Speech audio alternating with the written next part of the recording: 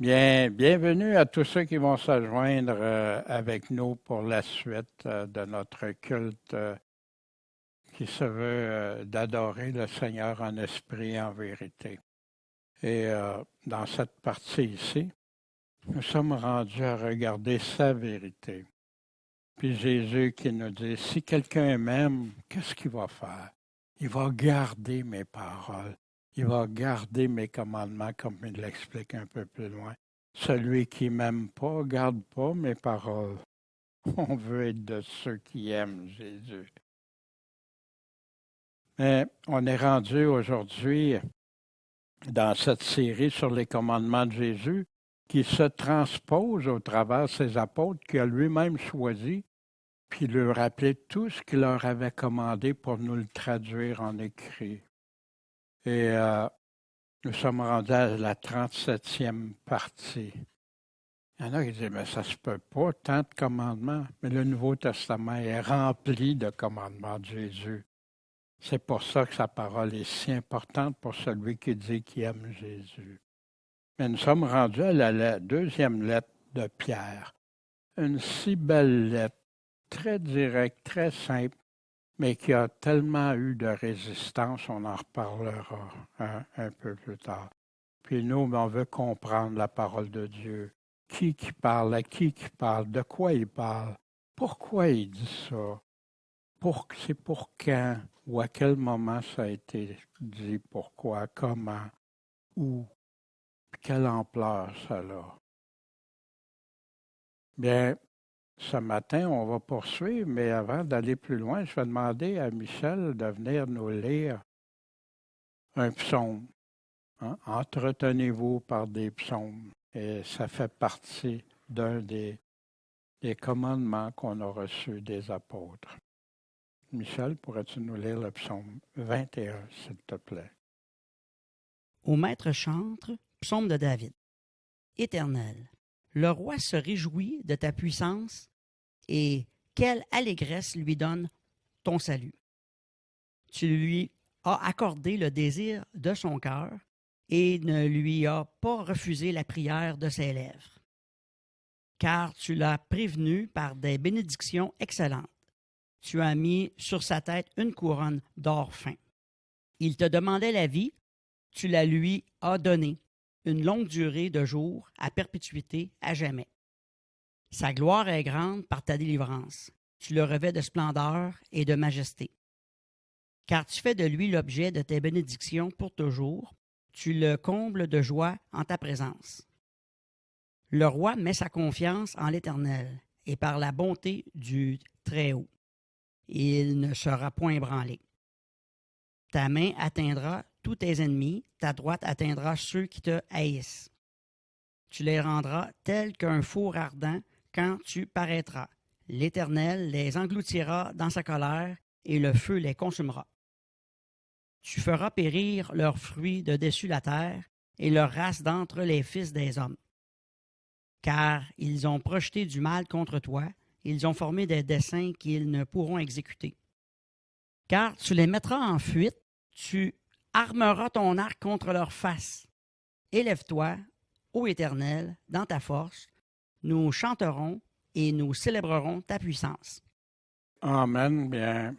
Merci, Michel, de ce psaume. Hein? Ce psaume qui montre l'importance de s'en tenir à Dieu, que c'est lui qui nous accorde l'allégresse de son salut, sa délivrance. Puis, sa confiance est en l'Éternel. Puis, par la bonté de l'Éternel, on ne sera pas ébranlé parce qu'on met notre confiance en lui. Puis, il nous parle aussi de son retour. Qu'est-ce qui va se passer à son retour? Puis, la colère de Dieu pour ceux qui vont avoir choisi d'être ses ennemis. Puis, il n'y a rien de leur plan qui va marcher en conclusion de leur vie. Bien, élève-toi, ô Éternel, dans ta force, nous chanterons et nous célébrerons ta puissance. Bien, Pierre va nous parler de sa divine puissance aussi pour nous ce matin. Et On va poursuivre, mais avant, au dernier message, on a vu que Pierre, l'apôtre choisi par Jésus, qui a abordé plusieurs commandements de Jésus. On a vu l'importance de l'exemple de la femme, l'importance de l'exemple des maris, l'importance de l'exemple des employés, des autorités, de tous, hommes, femmes, puis que tout le monde, on va avoir à répondre de la façon qu'on va avoir agi. De lui recommander nos âmes comme un créateur fidèle en faisant le bien malgré toutes les adversités qui peuvent survenir. Puis de s'armer de cette même pensée que quand quelqu'un a souffert dans la chair, il a fini de pécher. Le péché n'a plus aucune emprise sur lui parce qu'il s'est tourné à Dieu. Il a recommandé son âme à Dieu. D'avoir un même sentiment, d'être compatissants les uns envers les autres, fraternel, miséricordieux, pardonner, bienveillant, se détourner du mal puis faire le bien, chercher la paix, tant que ça dépend de nous. Les yeux du Seigneur sont sur les justes, puis ses oreilles sont attentives à leurs prières. Mais le Seigneur est contre ceux qui font le mal. Et il nous parle de garder sa langue du mal, puis des paroles trompeuses, le mensonge que Dieu est, la haine que Dieu éprouve pour les menteurs, puis surtout les menteurs qui parlent en son nom. De ne pas être surpris de la fournaise au milieu de vous. On se souvient, Pierre a écrit ça dans l'époque du temps de Néron. Une fournaise pour vous éprouver comme si vous arrivait à quelque chose qui est étrange, que vous ne saviez pas que Jésus avait dit porter votre croix, puis que vous serez persécutés à cause de moi. Mais réjouissez-vous, bienheureux ceux qui ont été persécutés pour le nom de Jésus. Soyez pas troublés, soyez sobres, veillez, restez réveillés sur vos gardes, parce que le diable, votre ennemi, il rôde comme un lion rugissant, puis il cherche à dévorer qui est vulnérable, qui n'est pas affermi dans la foi. Résistez-lui ferme dans la foi, solide, affermi dans la foi. Sanctifiez dans vos cœurs le Seigneur Dieu, puis d'être toujours prêt à nous défendre, mais avec douceur et respect auprès de tous ceux qui veulent comprendre l'espérance qu'on a en nous, qu'on va continuer malgré tout ce qui peut nous arriver.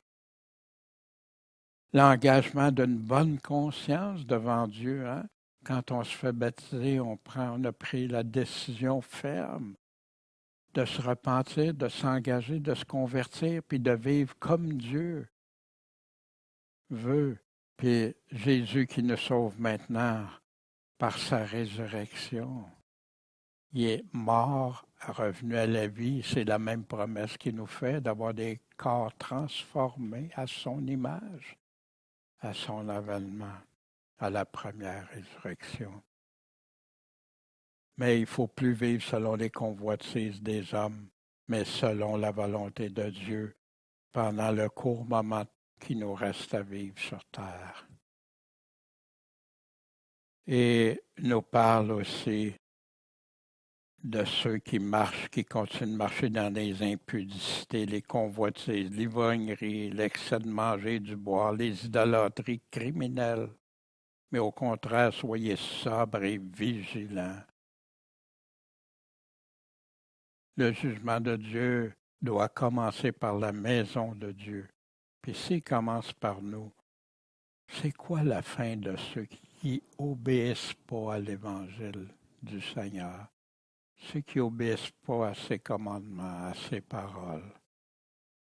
Puis si c'est à grand-peine que Pierre nous rappelle que le juste est sauvé, difficilement sur le chemin étroit, que deviendront ceux qui continuent de vivre dans l'impiété, puis le pécheur? Puis Dieu résiste aux orgueilleux, mais à qui il accorde sa grâce? À qui il fait grâce? aux humbles, ceux qui redeviennent comme des enfants obéissants. Écoutez ce que le Seigneur nous dit. C'est lui notre maître.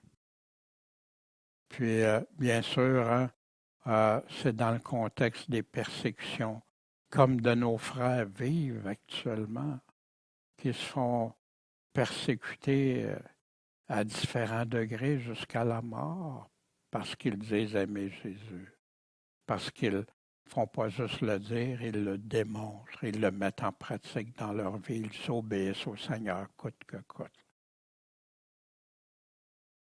Bien, ce matin, on regarde la deuxième lettre de Pierre, puis ça a été écrit juste avant sa mort, vers 67, l'an 67 après Jésus-Christ.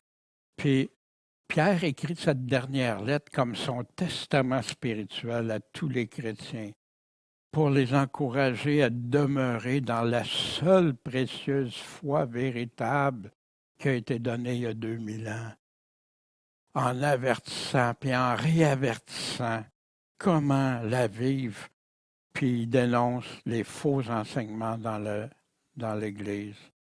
Comment vivre sa foi dans la connaissance puis la croissance de Dieu en relation avec lui, puis tout faire pour ne pas être dans la corruption, puis les convoitises de ce monde temporaire. Ça ressemble un peu à sa première lettre, hein, ces thèmes-là. Il va expliquer les dangers de ceux qui se laissent séduire, puis retournent à vivre comme avant leur conversion, à tolérer ou accepter de vivre dans l'impiété. Puis il va y avoir des termes très sévères pour ça, des images très sévères. Il confronte très sévèrement les faux enseignements de ceux qui séduisent, qui font dévier de la vraie foi, puis qui continuent de vivre dans l'impiété sans la sanctification croissante. On va voir ça. Il explique qu'il va y avoir des moqueurs et de l'incrédulité vers la fin. Puis on va voir de qui il parle. Les gens pensent que c'est juste les non-croyants. Non. Dans les croyants, il va encourager et exhorter à attendre le retour du Seigneur en toute vigilance, puis la sanctification, puis pourquoi son retour nous semble parfois retardé. Pierre va mettre une grande emphase sur la relation avec le Seigneur, puis va expliquer ce que ça veut dire vraiment. Bien, Seigneur Tout-Puissant, c'est ta parole, c'est ta vérité présente, c'est ta vérité que tu nous as laissée par écrit il y a 2000 ans. Seigneur, guide-nous, que ton Esprit Saint nous conduise de bien saisir ce que tu veux nous parler au travers ton apôtre Pierre, celui que tu as choisi, celui que tu as dit, paix mes agneaux, celui à qui tu dis, quand tu seras converti, dirige tes frères, fais grandir tes frères. Mais Seigneur, on veut écouter ce que Pierre nous a dit en ton nom, par ton Saint-Esprit. Merci Seigneur, guide-nous, aide-nous, et surtout, après avoir réentendu ces choses, Seigneur, qu'on puisse bien les comprendre et appliquer dans nos vies. En ton saint nom, Jésus-Christ, le Maître, le Sauveur. Amen. Bien, cette lettre-là a été souvent pas contestée ou mise en doute par des théologiens. Mais Pierre va nous répondre à ça.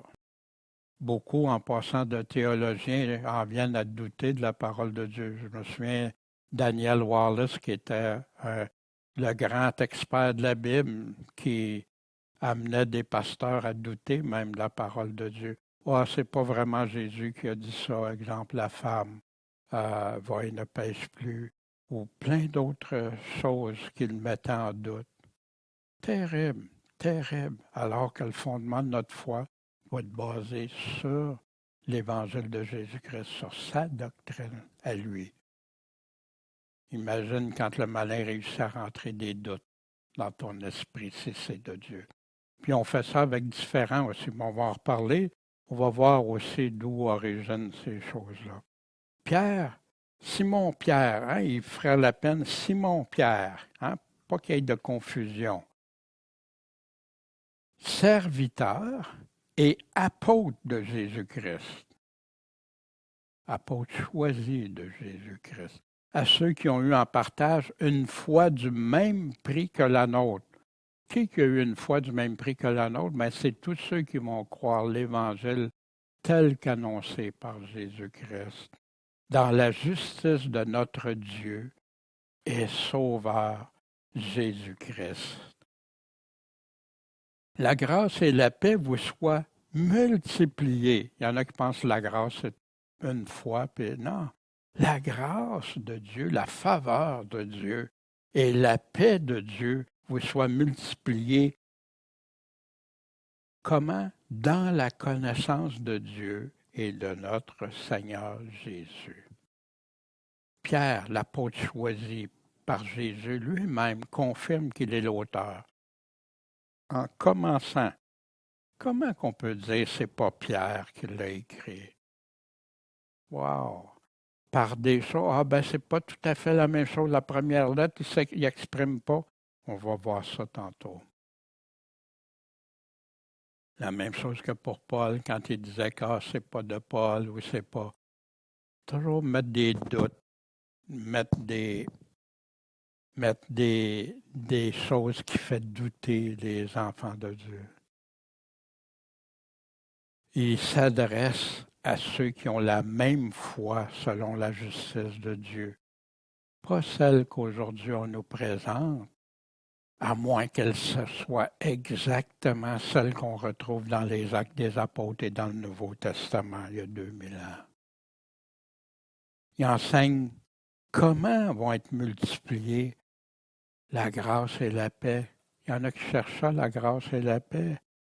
C'est dans la connaissance de Dieu. Connaître, le connaître. Puis, voyez-vous, il y en a qui disent « c'est différent un peu, c'est pas écrit tout à fait pareil. » Dans la première lettre, Pierre a pris le soin de nous dire qu'il a écrit ça en peu de mots par Sylvain. Ça se peut-tu que quand quelqu'un rédige quelque chose en notre nom, que la présentation ne soit pas tout à fait pareille? Puis là, c'est Pierre lui-même qui l'a écrit, ou il a peut-être pris quelqu'un d'autre. Mais moi, je crois que Pierre nous l'a écrit. On a des affirmations claires du véritable évangile de Jésus-Christ que Pierre nous présente, comme sa divine puissance, la puissance de Dieu, a donné tout ce qui regarde la vie et la piété. De quelle vie il parle? La vie qui va durer toute l'éternité. Puis la piété, Dieu demande qu'on vive dans la piété.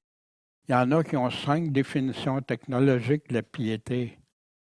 La piété, c'est le contraire de l'impiété. C'est de vivre selon Dieu, tout simplement.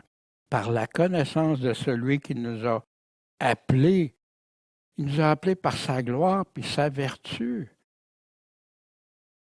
On va regarder ça.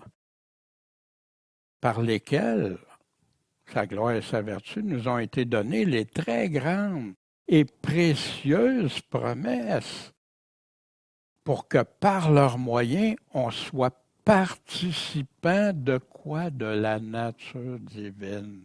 Faire partie de Dieu. Que Dieu nous donne cette nouvelle naissance qui nous permet de marcher pour lui ressembler de plus en plus. Mais il dit comment? En fuyant quoi? La corruption qui règne dans le monde par la convoitise. Hein? Ça règne dans le monde, la corruption? Écoutez les nouvelles. Vous allez voir tout ce qui s'y passe. Ainsi, y apportant un peu de zèle, non, tout votre zèle, ajoutez à votre foi. Il va nous donner qu'est-ce que la foi comprend ici. La vertu. Puis à la vertu, la science ou la connaissance qui est synonyme, qui est le même ici. Puis la vertu, c'est quoi la définition? C'est la façon de penser, de ressentir et agir comme la vertu de Dieu. Vous vous souvenez, appelé à sa gloire et par sa vertu. La vertu de Dieu, c'est quoi Dieu? Un Dieu saint, un Dieu bon, un Dieu miséricordieux, mais un Dieu sévère aussi. Mais sa vertu, c'est agir comme la vertu de Dieu, en bonté, en excellence morale. Est-ce qu'il peut avoir un standard plus élevé? Non. Comme la modestie, la pureté. Puis ajouter à la connaissance la tempérance. La tempérance, là, ça ne va pas conduire par tes sentiments, tes émotions, ton cœur qui peut être tordu. Laisse-toi contrôle, maîtrise. Maîtrise le péché. Laisse-toi pas vaincre par le péché. Puis à cette tempérance-là, ben, la patience, la persévérance. Puis à la patience, la piété. Il revient encore avec la piété. Puis ça va revenir au long, ça va transpirer dans sa lettre, comme dans sa première lettre. La piété, point majeur. La grâce que Paul nous dit qu'il nous enseigne à vivre dans la piété. La grâce de Dieu nous enseigne la piété. Et à la piété, l'amour fraternel les uns avec les autres. Puis à l'amour fraternel, la charité. La charité qui est cette affection, cette bonne volonté de faire pour les autres, de servir son prochain, d'agir pour son prochain, cette bienveillance envers les autres. Fait qu'ici, Pierre vient de nous dire des choses importantes. Ça fait partie de la foi. Puis par sa vertu puis sa gloire qui nous accorde la vie puis la piété. Qui de nous voulait vivre dans la piété avant de se convertir, avant sa nouvelle naissance? Puis tout ça par la connaissance du Seigneur. C'est là que la relation avec le Seigneur débute. Puis les précieuses promesses qui permettent de naître de nouveau, participer à la nature divine de Dieu, puis fuir la corruption qui règne. Pierre décrit comment y arriver avec tout notre zèle. Ah, j'ai souvent entendu ça dans les églises. Ah, il est zélé, trop zélé, c'est un légaliste. Ah, c'est vrai que des fois, on peut avoir les mauvaises, zélé pour les mauvaises choses. Mais s'il apporte tout ton zèle, il te le dit quoi faire. Il te le dit clairement. Pour fuir la corruption du monde, ajoute à ta foi la vertu. Penser et agir comme Dieu. Ajoute la connaissance. Connaître Dieu, connaître ce qu'il attend de nous, connaître ce qu'il veut de nous. Ajoute-y la tempérance. Contrôle, maîtrise, laisse-toi pas entraîner. La patience, persévérance. C'est pas pour un temps, comme la semence, la parabole de la semence dans des 4 terrains. Hein? Il y en a juste un qui persévère, puis qui endure. La piété, vivre dans la sanctification, vivre comment Dieu veut qu'on vive. Ajoute-y l'amour fraternel, les uns envers les autres. Mais ça n'arrête pas là. Ajoute-y la charité envers ton prochain. Il y en a que c'est nos frères et nos sœurs, il y en a d'autres que non. La générosité et tout. Puis, si on fait ça avec tout notre zèle, ben c'est là que les choses du monde ne régnera plus sur nous autres. C'est ça qui nous permet des précieuses promesses, puis fuir cette corruption-là dans le monde. Pierre nous a donné sa recette. Puis c'est ça qui est la vraie vie, la piété, la connaissance de Dieu, la vraie relation avec lui. quand on fait ces choses-là, puis Pierre va nous le répéter plus loin, on ne tombera pas. Voici, parce que si ces choses sont en vous, puis y abondent, elles ne vous laisseront pas ni oisifs, pas paresseux, ni stériles, ni sans fruit, dans la connaissance de notre Seigneur Jésus-Christ. Combien disent qu'ils connaissent Jésus-Christ, mais qui ne mettent pas en application qu'est-ce que Pierre est en train de dire si clairement. Puis pas juste Pierre, Jésus en a parlé, les apôtres, les autres apôtres en ont parlé. La connaissance de notre Seigneur Jésus-Christ. Hein? Il y en a qui disent Seigneur, Seigneur, mais Jésus va leur dire, je ne vous connais pas. Ils n'ont pas cherché à connaître Jésus-Christ. Mais celui en qui ces choses ne se trouvent pas, voici, Pierre continue à rentrer le clou. Il est aveugle. Jésus s'est servi d'exemple souvent avec les aveugles. Hein? Sa vue est courte, il ne voit pas loin. Il a oublié quoi? La purification de ses péchés anciens, les passés. Pourquoi il ne dit pas tous ses péchés? Parce que si tu ne mets pas en application ce que Pierre vient de te dire, tu es dans le péché, tu vis dans le péché. C'est clair, il y a le contexte et il n'y a pas d'autre contexte. Fait qu'il dit, c'est pourquoi, la raison, frère. Étudiez-vous d'autant plus à affermir votre vocation. C'est une vocation suivre Seigneur Jésus-Christ. Puis votre élection, élu de Dieu. Comment on devient élu de Dieu? Jésus est venu nous l'enseigner. Repentez-vous et convertissez-vous et faites-vous baptiser, puis suivez-moi. Si tu fais ça, tu broncheras jamais, tu chuteras pas. Hein? Des fois, il y en a qui sortent du passage. Fais attention, tu peux chuter. Oui, c'est très vrai. Mais ils se servent de ça dans des contextes, des fois, que c'est vraiment pas. C'est pour nous décourager plus que nous encourager. Quand tu arrives avec la parole de Dieu, hey, as-tu vu ce que Dieu dit? Oh, fais attention que tu ne chutes pas. Il n'écoute même pas ce que Jésus dit, il te relance la balle. C'est comme ça aujourd'hui. Et ainsi, l'entrée dans le royaume éternel de notre Seigneur et Sauveur Jésus-Christ vous sera pleinement accordée. Est-ce que c'est pas ça qu'on veut? L'entrée dans le royaume éternel? Puis que ça nous soit pleinement accordé. Fait qu'il y en a qui pensent, moi, juste accorder un peu, c'est pas grave. Oh, sois prudent. Pierre va continuer de nous avertir. Voici ce que Paul nous dit. Examinez-vous vous-même pour voir si vous êtes dans la foi, la vraie foi. Éprouvez-vous vous-même. Est-ce que vous ne reconnaissez pas vous-même que Jésus-Christ est en vous?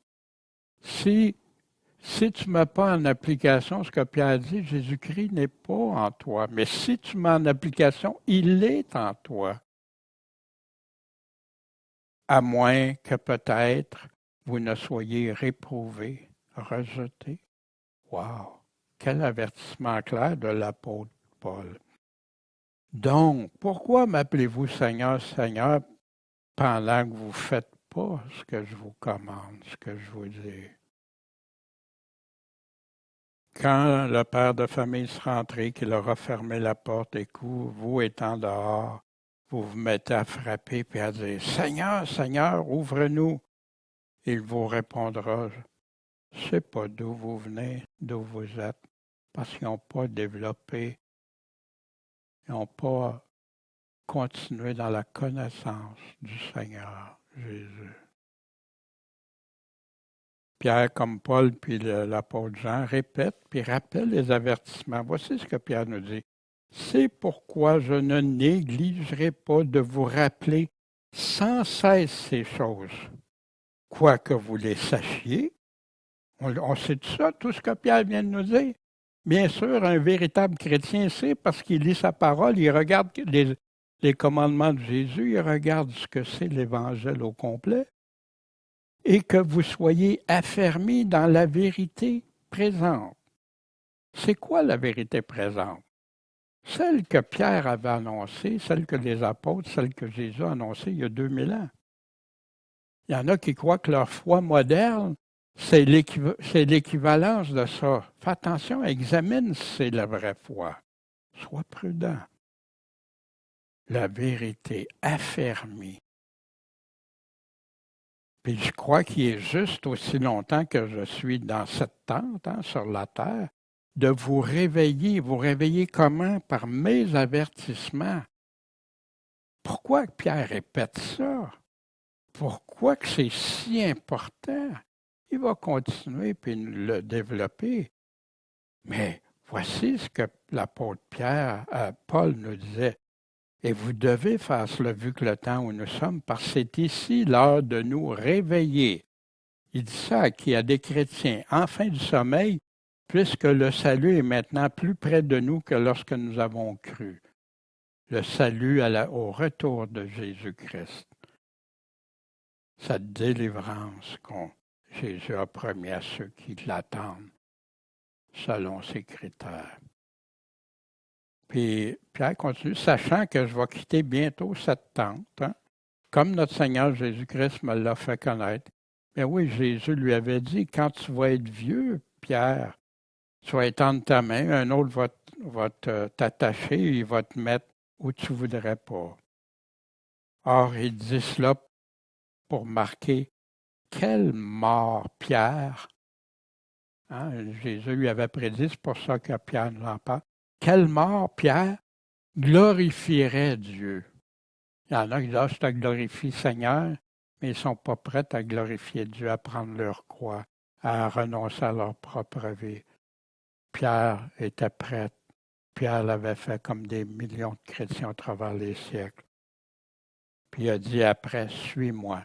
Vous savez, dans le contexte que Jésus a dit ça à Pierre, c'est quand Pierre m'aimes-tu 3 fois, paie mes agneaux, conduis mes brebis, Pierre.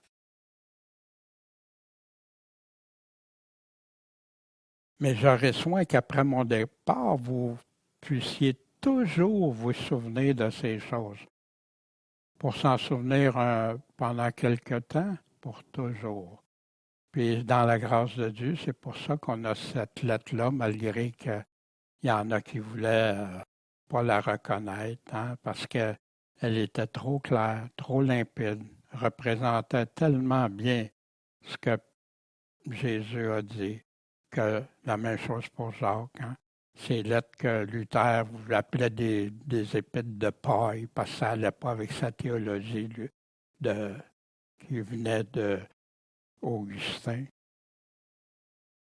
Mais la prophétie de Pierre se réalise encore aujourd'hui, parce qu'on l'a décrit, on a tout, on peut s'en souvenir pour toujours.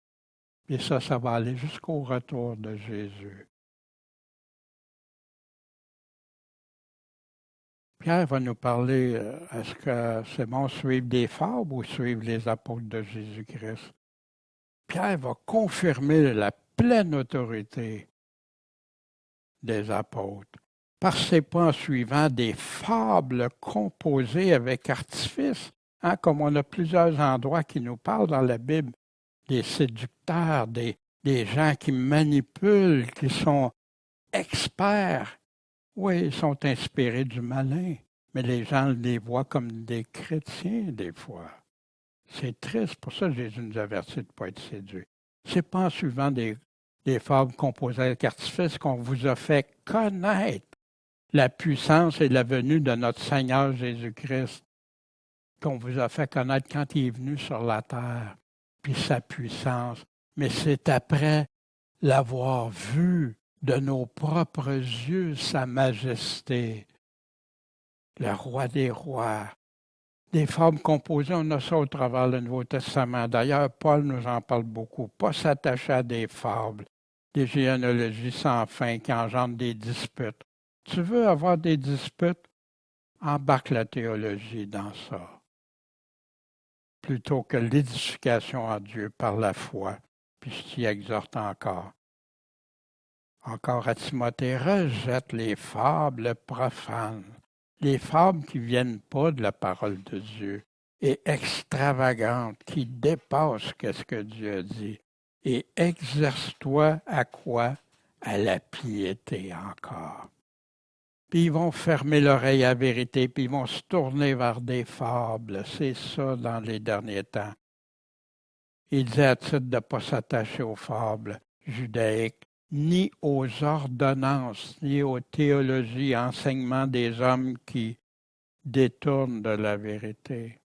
Bien oui, dans la théologie, il y a des bonnes choses, mais la théologie, c'est pas ça que Dieu nous a demandé d'aller prêcher, c'est l'Évangile de Jésus-Christ.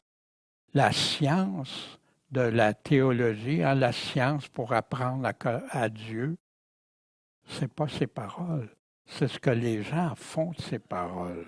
Très différent. Ils ont répété les nombreux avertissements de Jésus, que personne vous séduise, les loups ravissants, il y en a qui vont être séduits et tout.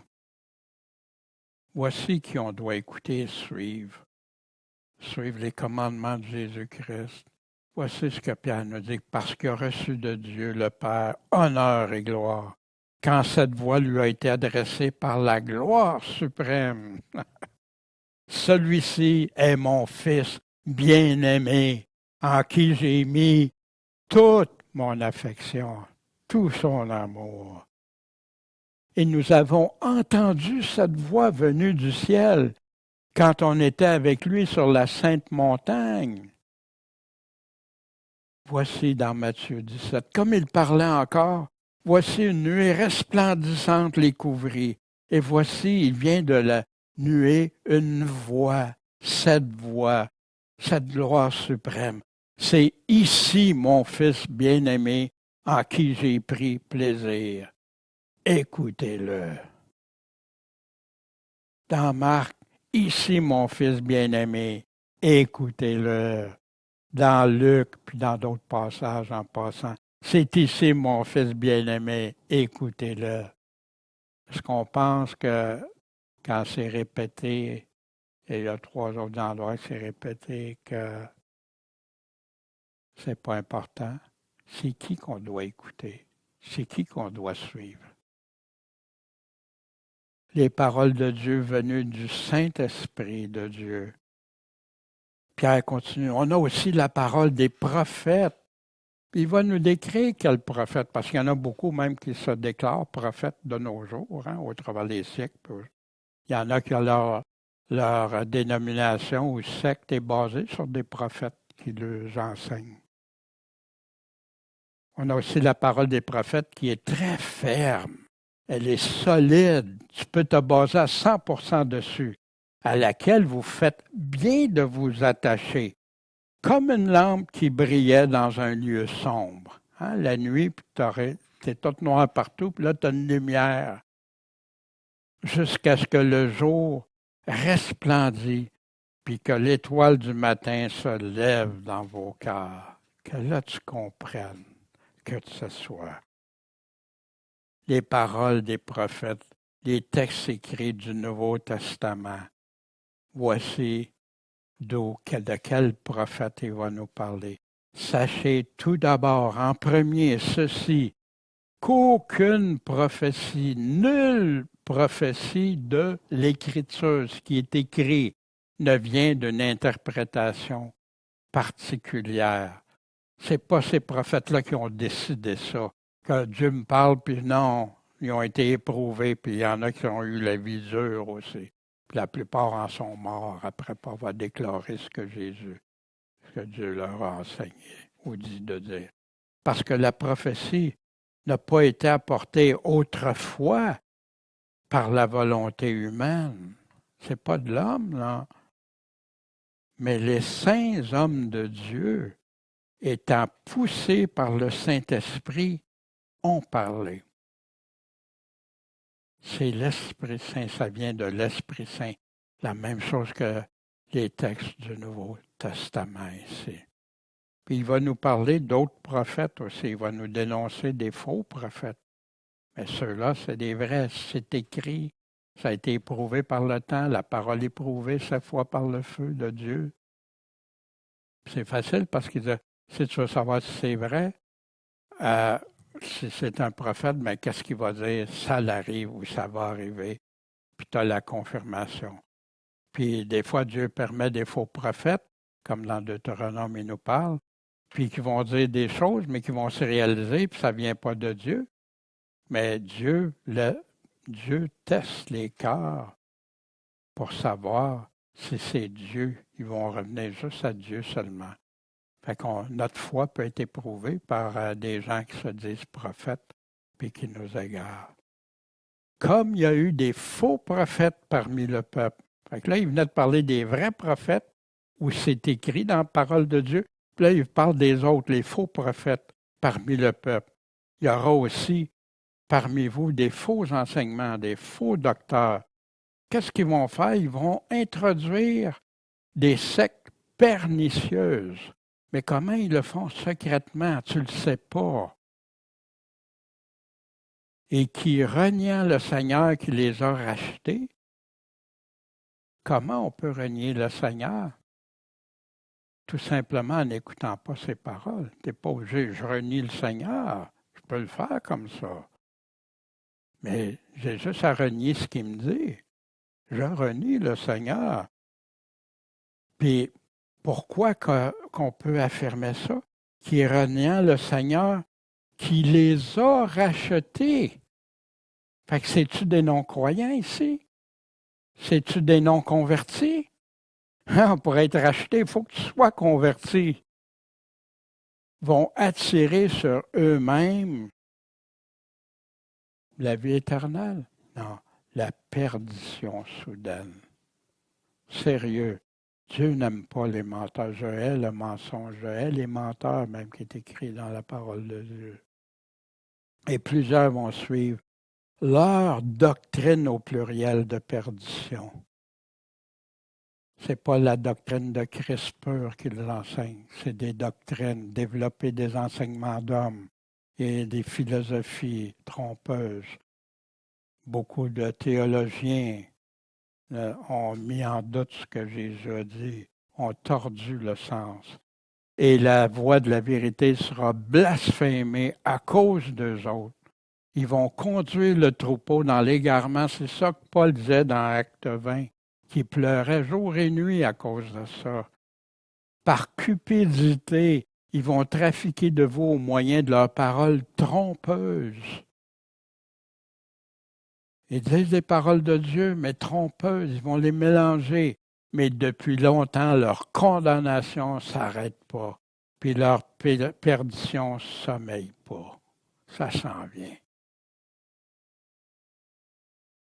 Ô Timothée, garde le dépôt, fuyant les discours vains et profanes et les disputes d'une science faussement ainsi nommée. Puis pour moi, au cours des années, j'ai découvert que c'est Dieu que j'écoute, c'est la parole de Dieu, pas les philosophies et la théologie qui est appelée une connaissance spéciale parce qu'ils sont des grands théologiens. Non, c'est parce que Dieu nous dit. Pas de contamination. Est-ce qu'on est prêt à boire un verre d'eau contaminée? Pourquoi on prendrait autre chose que les paroles pures du Seigneur? L'eau vive, cette eau gratuite. Pierre va reprendre 2 exemples de Jésus pour le temps de la fin. Car si Dieu n'a pas épargné les anges qui avaient péché, mais il les a précipités dans l'abîme, ils sont liés avec des chaînes d'obscurité, puis il les a livrés pour y être gardés en vue du jugement. Puis oui, il y a une partie des anges déchus qui sont là actuellement. Puis il y en a d'autres qui vont y aller. Puis souvenez des 3000 qui ont été dans les pourceaux et qui ont prié le Seigneur pour pas qu'il les envoie. Puis s'il n'a pas épargné l'ancien monde, le monde qu'on ne connaît pas, on ne connaît pas toutes les règles, les choses qui étaient là, s'il a préservé Noé, lui, huitième, le prédicateur de la justice, qui a obéi à Dieu, qui a construit une arche malgré qu'il n'y avait jamais eu d'eau, qui aurait tombé comme ça. Quand il a envoyé le déluge sur le monde de ceux qui ne vivaient pas dans la piété, des impies. Fait que c'est le premier exemple, Noé, qui a utilisé dans sa première lettre d'ailleurs. Ici, réduisant ensemble les villes de Sodome et Gomorrhe, qui vivaient dans l'impiété encore, qui n'étaient pas dans la piété. Il les a condamnés à la destruction, les donnant en exemple à qui? À ceux qui vivent dans l'impiété. C'est un avant-goût, un exemple de ce qui va vous arriver si vous vivez dans l'impiété. C'est ça que Pierre est en train d'utiliser. Puis s'il a délivré le juste, Lot juste, qui souffrait de la conduite infâme de ces abominables, ça vous arrive-tu de regarder ce qui se passe dans le monde, puis d'être tout chaviré, d'être bouleversé par la méchanceté, les choses abominables qui se passent? Un juste ne peut pas rester indifférent. Lot était bouleversé de ça. Ce juste qui demeurait parmi eux, il affligeait chaque jour son âme. Juste. Pourquoi il répète juste, juste?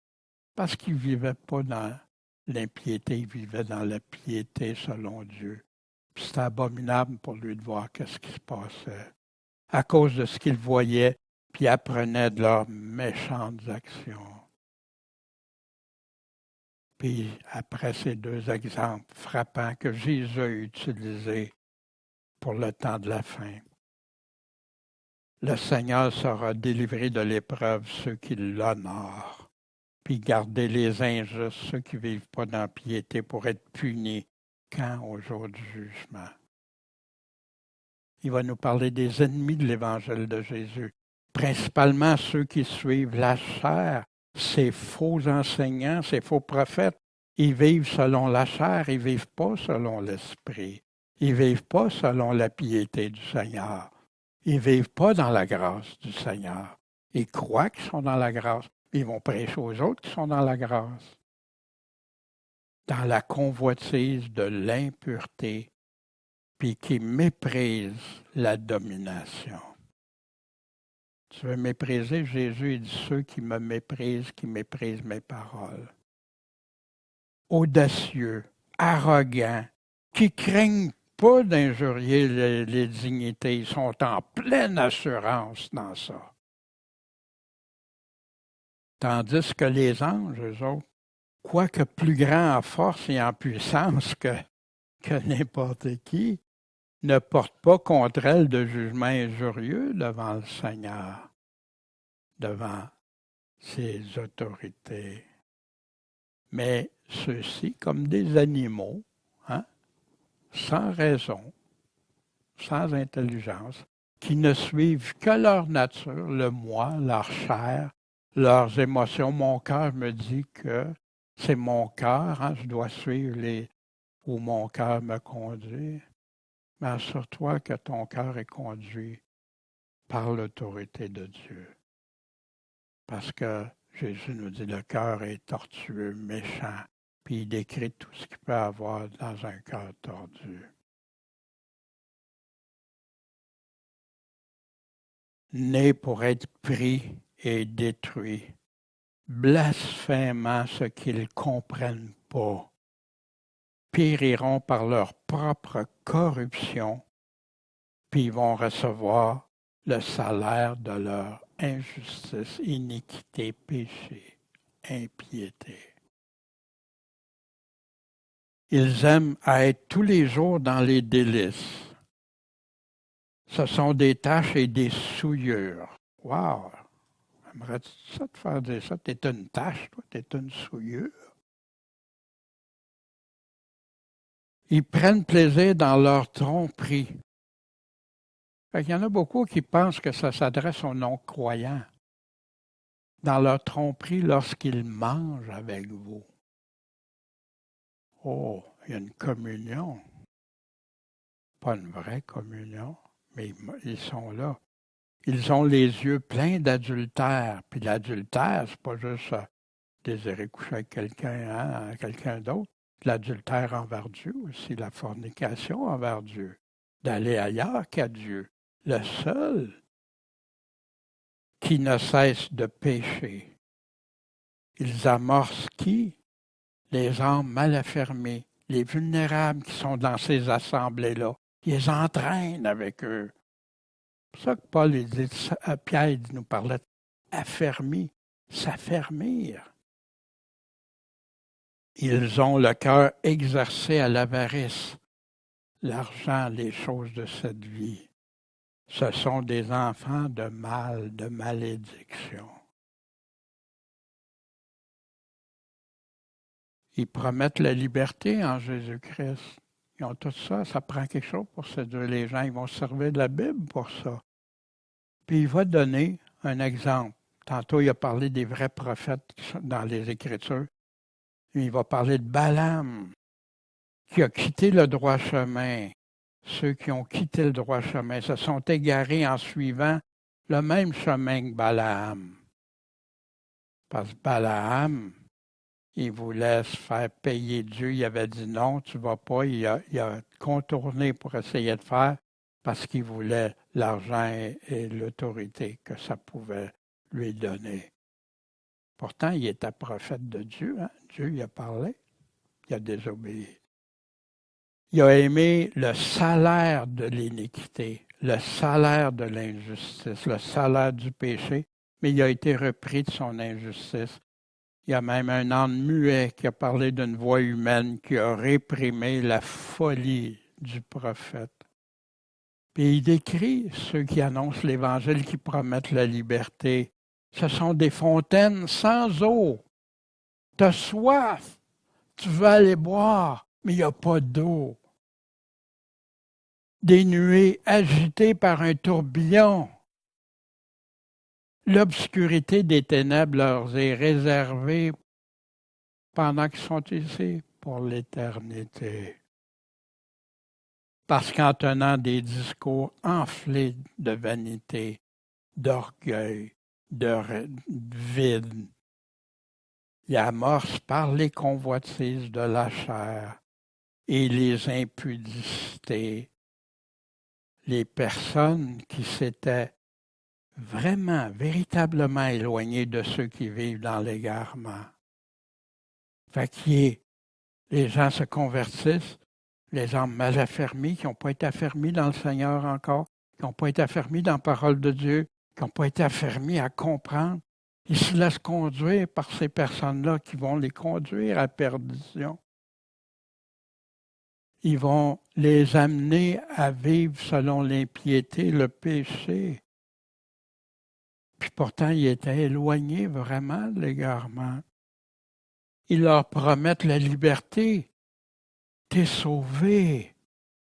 T'as tout maintenant. Dieu te promet, t'a fait des promesses, mais ils omettent bien de mettre en lumière tous les avertissements et les conditions du Seigneur, quoiqu'ils soient eux-mêmes esclaves de la corruption.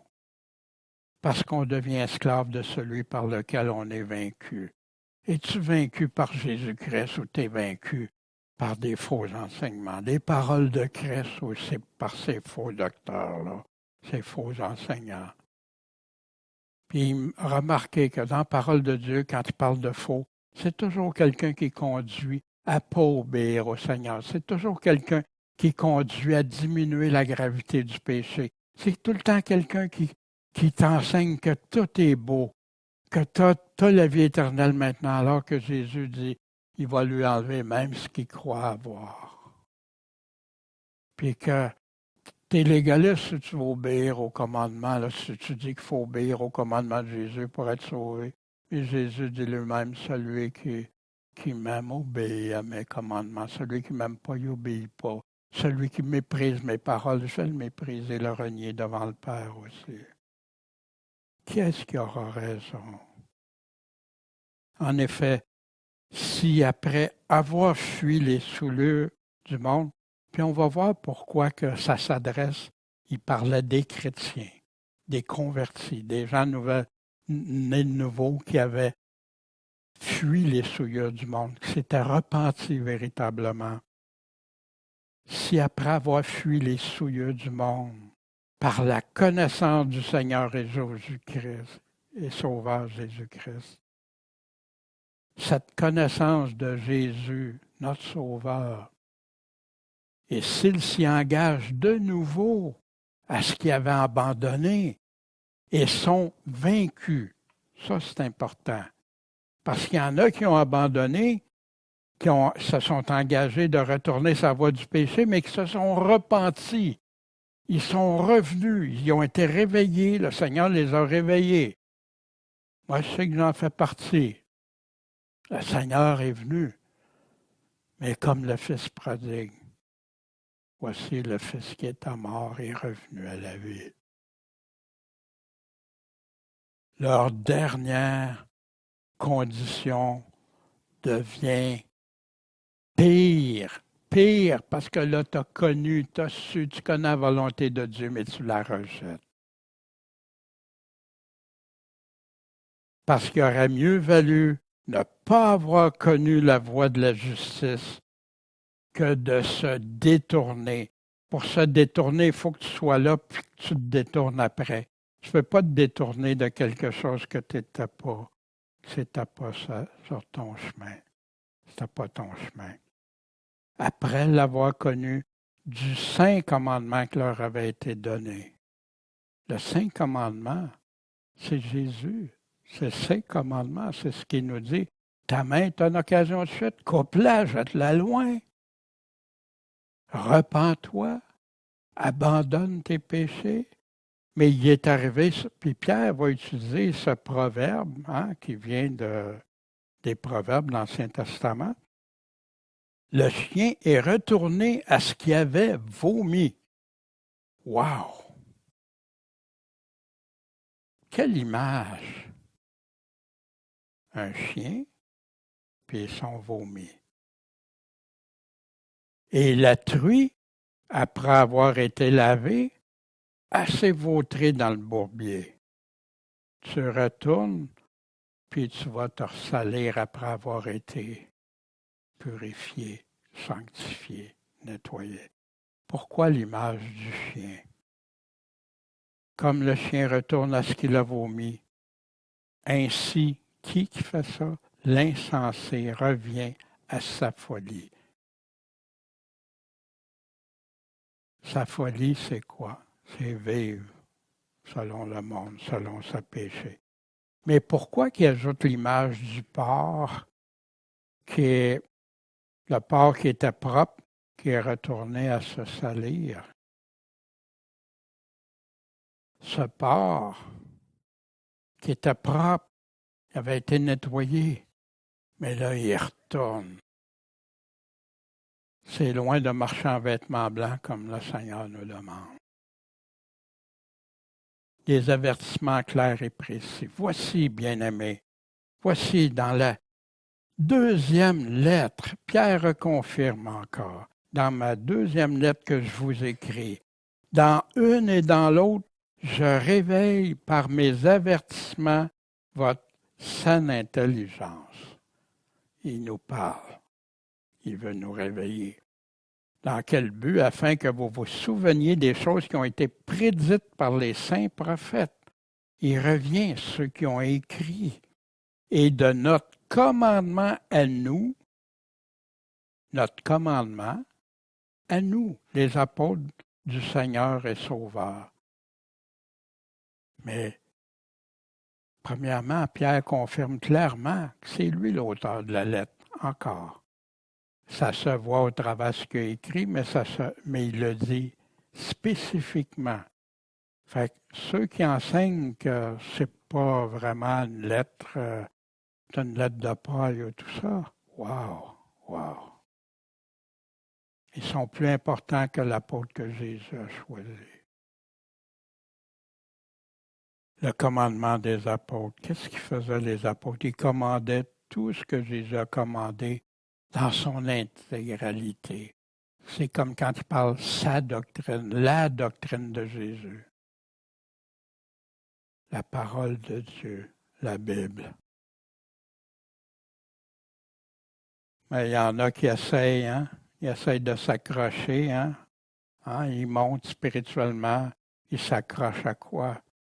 À des livres, à de la théologie, de la philosophie. Accroche-toi à la parole de Dieu, tu vas voir, c'est une ancre solide, ferme. Voici notre commandement à nous. Toute l'Écriture est inspirée de Dieu, utile pour enseigner, convaincre, corriger, nous former à la justice pour que l'homme de Dieu soit accompli, soit complet et propre à toute bonne œuvre. Je t'en conjure devant Dieu et le Seigneur Jésus-Christ qui doit juger les vivants et les morts quand il va apparaître et son règne. Prêche quoi? Les livres. Prêche la parole. Insiste en temps et en dehors du temps. Reprends, censure, exhorte en toute patience, puis en instruisant, en voulant le montrer de tout ton cœur qu'est-ce qui est la vérité. Parce qu'il va venir un temps où les hommes n'endureront pas la saine doctrine, la doctrine de Christ, mais oui, désireux d'entendre des choses agréables. Tu es libre maintenant, tu es libre, ta liberté. Voyez, Jésus est venu nous libérer du péché. Il est venu nous libérer de notre ancienne façon de vivre. Mais désireux d'entendre des choses agréables vont s'amasser des enseignements selon leur convoitise, selon leur impiété, selon leur désir. Ils vont fermer l'oreille à la vérité, puis ils vont se tourner vers des fables.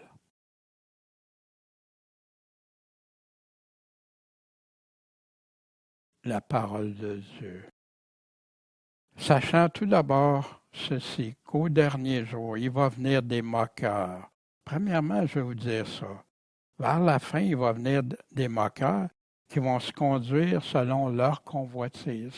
Convoitise, c'est ce qui leur désire, ce qu'ils veulent que ce soit la vérité pour eux autres. Qui vont dire, où est la promesse de son avènement? Parce que depuis que nos pères sont morts, toutes choses demeurent comme depuis le commencement de la création. C'est intéressant ici parce que où est la promesse de son avènement? Ils connaissent la parole de Dieu pour parler comme ça. Ils reconnaissent qu'il y a de la création. Est-ce que c'est un non-croyant qui pense qu'il y a une création? Parce qu'ils ignorent volontairement ceci, c'est que les cieux ont été autrefois créés par quoi? Par la parole de Dieu. Aussi bien la terre qui a été tirée de l'eau, en passant même des scientifiques s'accordent pour dire que la terre en vient de l'eau, qui subsistait au moyen de l'eau. On a ça dans Jean 1. Au commencement était la parole était avec Dieu, la parole était Dieu. Cette parole qui a tout créé, elle était au commencement, toutes choses ont été faites par elle, et rien de ce qui a été fait n'a été fait sans elle. Puis ça revient de la création, que c'est Dieu le Créateur dans l'Apocalypse, la révélation au fin, temps de la fin. Et que ce fut par ces choses que le monde d'alors périt, submergé par l'eau. Il revient, il poursuit avec l'exemple qui a été donné par au temps de Noé. Or, les cieux et la terre de présent sont gardés par la même parole, puis réservés. Pourquoi? Pour le feu au jour du jugement et de la perdition des hommes impies. Encore l'impiété. Ça s'en vient. Création ou évolution? Il y en a que des chrétiens, c'est pas si grave, même si on ne croit pas. Tu veux dire que tu peux effacer, mépriser les paroles de Genèse, chapitre 1, qui est le tout début de la parole de Dieu. Qu'est-ce que tu vas faire avec ces autres paroles? Puis, ça t'amène à une chose. Créateur ou menteur? Les gens ne réalisent pas ça. Mais si tu dis qu'il n'y a pas de création, tu fais Dieu menteur. Si tu crois à l'évolution, tu fais Dieu menteur. Wow! C'est un ou l'autre, il n'y a pas d'entre-deux possible. Pourquoi est-ce que le jour du Seigneur Jésus-Christ n'est pas encore arrivé? Pourquoi? Toutefois, bien-aimés, ignorez pas une chose, c'est que pour le Seigneur, un jour, c'est comme 1000 ans. Puis 1000 ans pour le Seigneur, c'est comme un jour. Le Seigneur ne retarde pas l'exécution de sa promesse, comme quelques-uns croient qu'il retarde, mais il use de patience envers nous les chrétiens, ne voulant qu'aucun périsse, mais que tous viennent à la repentance. S'il y a quelque chose qui nous a parlé, qui t'a parlé de ce que Pierre nous dit, est-ce que ça t'amène à la repentance si tu ne l'as pas mis en application dans ta vie? Or, le jour du Seigneur viendra comme un voleur dans la nuit, puis dans ce temps-là, les cieux vont passer avec fracas, comme on a dans Matthieu 24, comme on a dans Luc 21, dans Marc 13, comme on a aussi au long de la révélation de Jésus-Christ, appelé l'Apocalypse. Les éléments embrasés seront dissous et la terre, les œuvres qui sont en elle seront entièrement brûlées. Donc, puisque toutes ces choses doivent disparaître, se dissoudre, quelle ne devez-vous pas être par la sainteté de votre conduite et votre piété? Wow! Est-ce que c'est clair? Qu'est-ce qui est pas clair dans ça? Attendant et hâtant la venue du jour de Dieu. Mais comment tu fais ça? Comment tu l'attends? Par la sainteté de ta conduite et de ta piété. Si tu ne fais pas ça, tu deviens une vierge insensée, qui n'est pas prêt, qui n'a pas veillé, prié, qui n'a pas suivi. Ça va tout finir. Attendant, dans lequel les cieux enflammés seront dissous, les éléments embrasés se fondront. Jésus nous commande comment l'attendre à plusieurs endroits, mais en voici un dans Luc 21. Donc, prenez garde à vous-même de peur que vos cœurs soient appesantis par la débauche, l'ivrognerie, les inquiétudes de cette vie. Les cœurs appesantis, ceux qui suivent leur cœur, il dit, là, la débauche, l'impureté, l'ivrognerie, et les inquiétudes de cette vie. Fait que s'il nous a nommé au moins 3 choses, et que ce jour-là ne vous surprenne subitement, parce qu'il va surprendre comme un filet tous ceux qui habitent sur la face de la terre. Donc, veillez et priez en tout temps. Dans quel but? Afin que vous soyez trouvés dignes d'éviter toutes ces choses qui doivent arriver et subsister devant le Fils de l'homme, de pouvoir être là devant le Fils de Dieu. Or, nous attendons, selon sa promesse, des nouveaux cieux, une nouvelle terre, où la justice habite.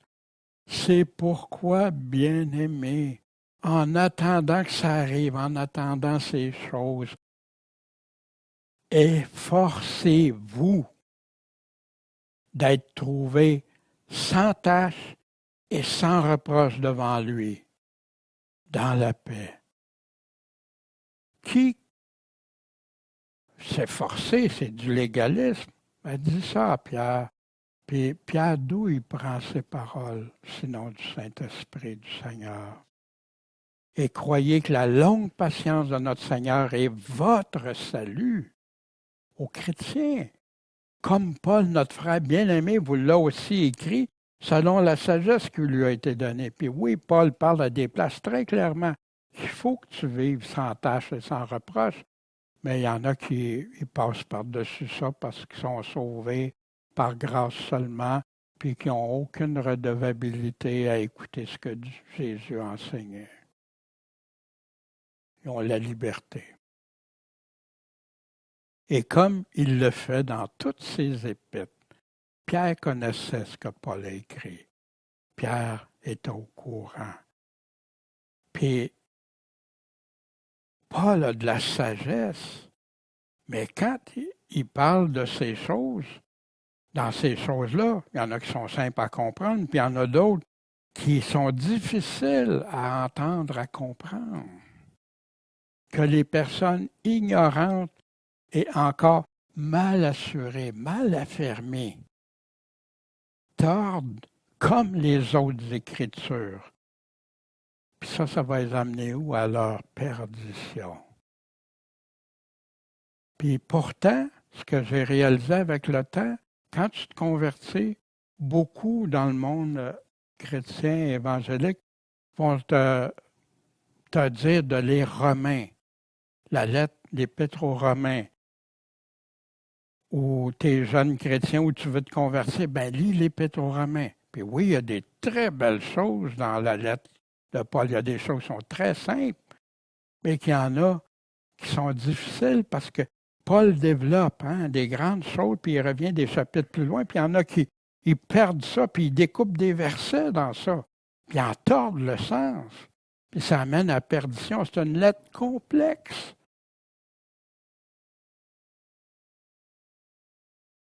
Et la plus complexe, pour dire, de tous ces écrits. Puis l'Évangile de Jean, parce qu'il parle de croire, juste croire, fait que des fois, les gens ne saisissent pas tout l'ensemble.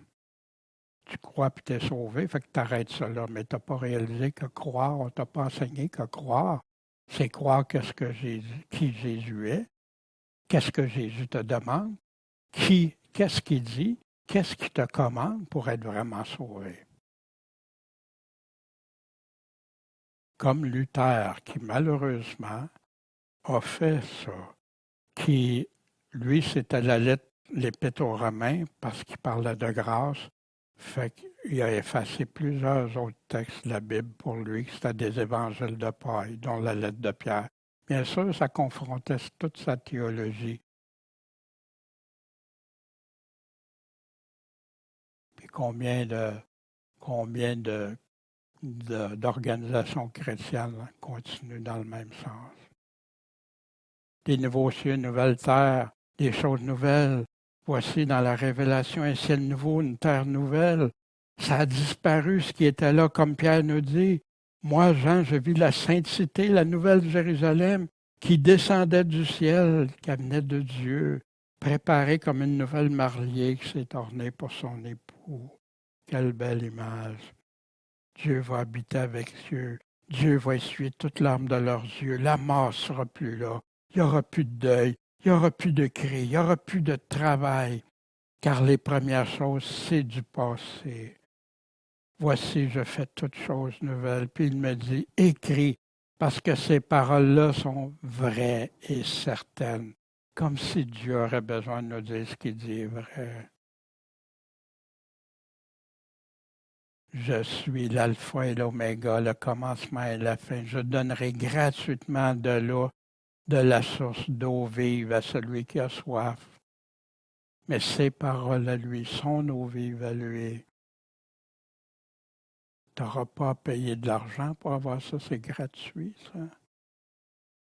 Mais pour les lâches, ceux qui vont renier, qui vont abandonner, les incrédules, ceux qui ne gardent pas la foi, qui n'ont pas la foi, les abominables, les meurtriers, les fornicateurs ou adultères, les empoisonneurs, les idolâtres et tous les menteurs. Leur part est dans les temps de feu et de soufre. Ceci est la seconde mort. Est-ce que j'ai quelque chose dans ça qui me concerne? À qui il fait ses promesses? Avertis, soyez sous vos gardes de peur d'être entraînés par l'égarement des impies. Voici ce que Jésus dit, que celui qui est injuste soit encore injuste, que celui qui est souillé, qu'il souille encore, que celui qui est juste devienne encore plus juste, que celui qui est saint se sanctifie encore davantage. Ça, c'est les derniers commandements de Jésus dans sa parole qui vient clôturer. Je viens bientôt. J'ai mon salaire avec moi pour rendre à chacun selon que ses œuvres auront été, les bonnes ou les mauvaises. Je suis l'alpha, l'oméga, le premier, dernier, commencement et la fin. Il n'y en a pas d'autre. Heureux ceux qui observent ces commandements. Dans quel but? Afin d'avoir droit à l'arbre de vie. Comment tu peux avoir droit à l'arbre de vie si tu n'obéis pas à ces commandements? D'entrer par les portes dans la ville. Mais dehors seront qui? Ceux qui vivent dans l'impudicité, les empoisonneurs, les fornicateurs, les meurtriers, idolâtres et quiconque aime et pratique le mensonge. Il a envoyé ça pour rendre témoignage à qui? Dans les églises. Que celui qui reçoive vienne, que celui qui voudra de l'eau vive en reçoive gratuitement. Puis il continue. Quiconque entend les paroles de la prophétie de ce livre, si quelqu'un ajoute, Dieu va faire tomber sur lui les plaies écrites dans ce livre. On sait c'est quoi les plaies, hein? Puis, s'il retranche des paroles dans le livre, il va le retrancher sa part du livre de vie. Il y en a qui disent que c'est impossible, mais il dit c'est qu'il va l'enlever qui était dans le livre de vie, il l'enlève. Comme celui qui a été le caché, puis il va y enlever même ce qu'il croit avoir. Parce qu'ils ont joué avec les paroles du Seigneur, enlevé ou ajouté. Puis il y en a qui ne le font pas sur les textes, ils le font dans leur enseignement, qui enlèvent des choses ou qui rajoutent. Oui, je viens bientôt. Oui, Seigneur, viens. Mais croissez dans la grâce et la connaissance de notre Seigneur et Sauveur Jésus-Christ. On doit savoir qu'est-ce qui attend de nous. Qu'est-ce qu'il nous a commandé de faire? Le temps, il passe, puis il ne revient jamais. C'est fini. Rachetons le temps comme les apôtres nous l'enseignent. Donc, vous, bien-aimés qui êtes avertis, soyez sur vos gardes encore. Pierre répète. De peur qu'entraînés par l'égarement des impies, vous veniez à déchoir de votre fermeté, à abandonner votre fermeté, d'être assuré fermement.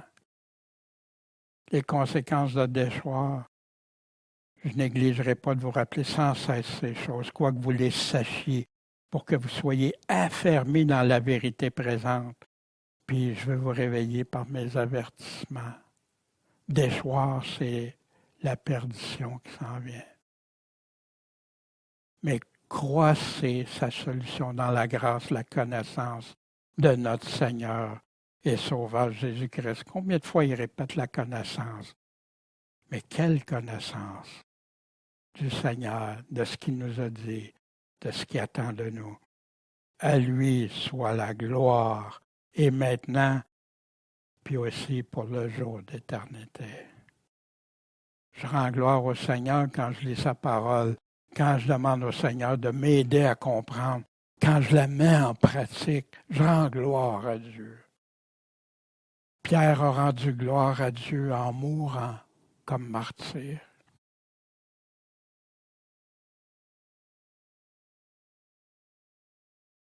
Voici, ces paroles sont certaines et véritables pour déclarer à ses serviteurs les choses qui doivent arriver bientôt. Pierre parlait des prophètes, hein, les écrits des prophètes. La révélation, l'Apocalypse est un écrit qui est arrivé en tout dernier pour les chrétiens. Je viens bientôt.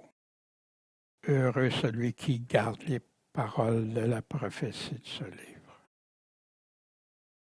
En conclusion, pourquoi dans son testament spirituel, Pierre insiste-t-il avec cette emphase à réitérer l'importance de la parole de Dieu qui a été reçue par les prophètes et les apôtres?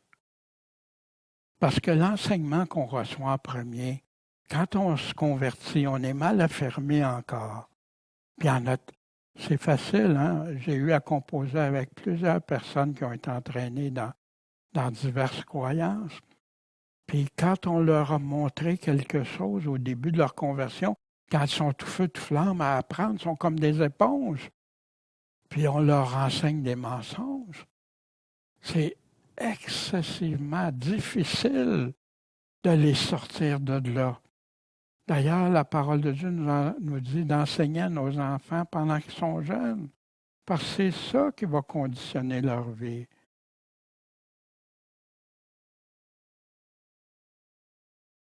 Avec tout notre zèle, ajouter à notre foi la vertu, la connaissance, la tempérance, la patience, la piété, l'amour fraternel et l'amour fraternel, la charité. Vous savez, si ceux qui se disent chrétiens aujourd'hui mettraient ça en application au lieu d'appeler ça du légalisme, ils en seraient en bien meilleure connaissance du Seigneur Jésus. Pierre qui nous écrit pour encourager à demeurer dans la seule précieuse foi, il y a 2000 ans, de la vérité présente. Et il avertit, il réavertit comment la vivre cette foi-là. Il dénonce les faux enseignements dans l'Église, principalement aux hommes mal affermis, à revenir dans la véritable connaissance du Seigneur, de ses paroles et commandements. Pierre a la solution pour jamais chuter. Ah, non, Pierre le dit clairement. Est-ce que tu crois, l'apôtre Pierre, que Jésus a choisi? Il te dit, étudie-toi d'autant plus à affirmer, pas être un homme mal affermi, à affirmer ta vocation puis ton élection. Les élus, c'est ceux qui croient en Jésus-Christ, qui se convertissent, qui se repentent, qui obéissent. Puis là, ils sont choisis de Dieu. Nul ne va au Père que par Jésus. Affermis dans la vérité présente, il nous réveille par ses avertissements. Il explique les dangers de ceux qui se laissent séduire puis retournent à vivre comme avant leur conversion, à tolérer, accepter de vivre dans l'impiété. Pourtant, Pierre dit clairement que c'est la perdition. Comme Paul le dit, comme Jésus le dit. Il confronte sévèrement les faux enseignants et enseignements. Ceux qui séduisent font dévier de la vraie foi puis continuent de vivre dans l'impiété sans la sanctification constante. Il explique qu'il va y avoir des moqueurs puis de l'incrédulité de la part des croyants vers la fin. Il va encourager, exhorter à attendre le retour du Seigneur en toute vigilance, en demeurant saint, vivant dans la sanctification en toute sainteté. Puis pourquoi son retour semble tarder, c'est qu'il attend que tous se repentent. Tous. Mais on sait que ça ne sera pas tous, mais un jour Dieu va fermer la porte. Le Père ferme la porte. Et ce n'est pas parce qu'on va avoir dit Seigneur, Seigneur, mais parce qu'on va avoir fait la volonté de Dieu. Bon, Père Céleste, merci de tes paroles. Pierre, que tu as choisi pour annoncer ces choses, Seigneur. Puis, Seigneur, qu'on soit en train d'étudier, d'examiner, de faire tout, mais avec toute notre zèle, Seigneur, pour avoir cette vraie foi, la foi qui produit des fruits, comme tu le demandes. Seigneur, merci. Merci parce qu'on est confiant que ta divine puissance va nous aider. Tu aides tous ceux qui cherchent ta face. Tu aides tous ceux qui veulent te servir. Tu cherches tous ceux qui sont intègres. Tu cherches tous ceux qui ont l'amour de la vérité. Seigneur, c'est en toi qu'on se confie. Puis on veut être vainqueur avec toi, pour toi, puis en toi. En ton saint nom, Jésus-Christ, le Maître, le Sauveur, qu'on va voir un jour face à face. Amen.